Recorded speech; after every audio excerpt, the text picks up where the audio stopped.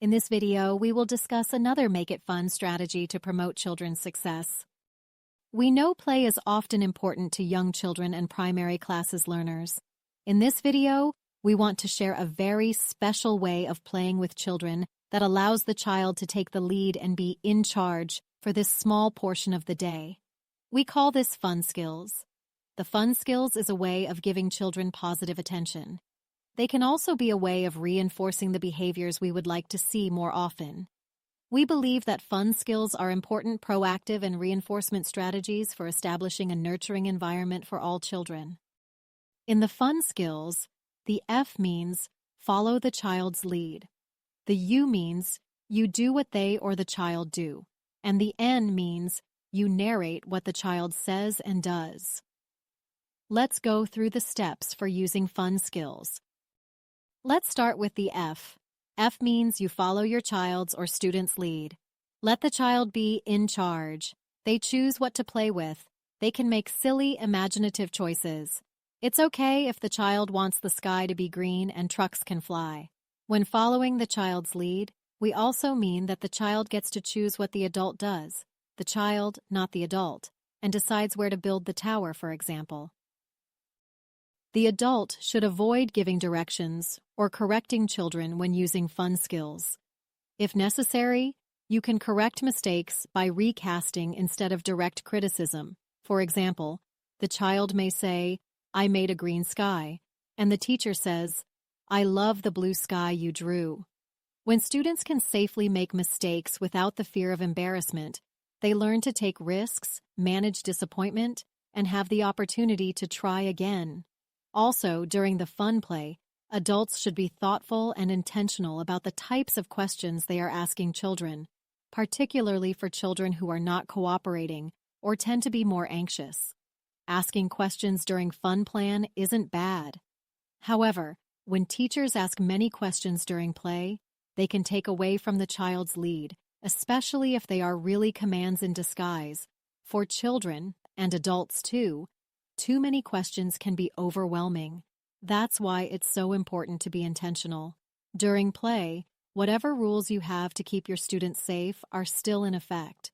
For example, letting your student be in charge does not mean it's okay to hit, throw toys, or jump on furniture. If your student breaks a rule, handle it like you normally would, even though it is during your special playtime. Why do you think it is important to allow your student to be in charge during playtime? How do you feel when you are in charge and people follow your lead? Well, when you are in charge or take the lead, you learn to make decisions and you feel important and confident. You get to practice being creative. You learn to make mistakes. The same thing is true for children. When following a child's lead, you allow them to learn these. Remember how many commands kids get per day? Sometimes about 1,000 commands.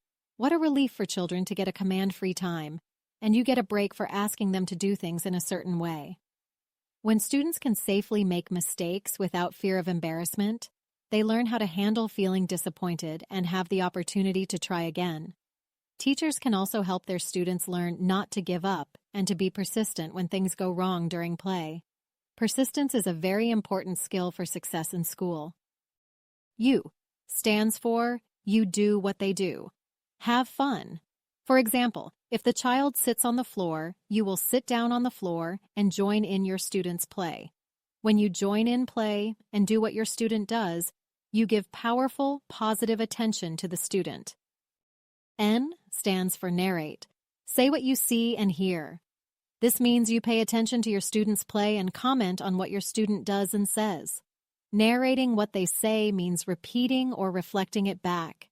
So if a child says, "I drew a house," you could say, "Yes, you built a house." Or, if we want to teach more language, "Yes, you built a big brown house." Narrating what the child does can also look like a sportscaster. You can pretend you are describing what is happening to someone in another room. Silently ask yourself, "What is my student doing?" And then answer out loud to another person, such as, "You are building a tall house."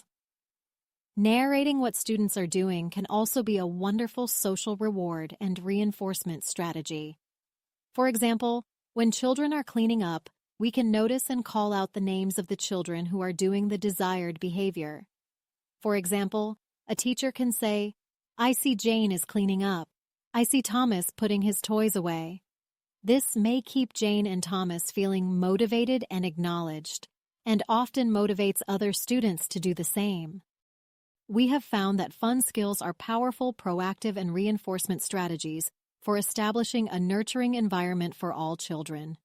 Fun skills are used to provide positive attention for children's positive behaviors.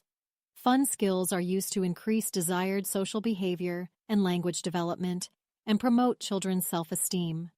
Promoting positive behaviors decreases misbehavior.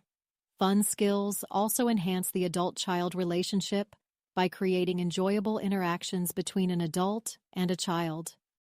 Importantly, fun skills can be a particularly powerful intervention strategy for children exhibiting serious behavioral challenges. We know that having one-on-one playtime with each of your students is probably impossible.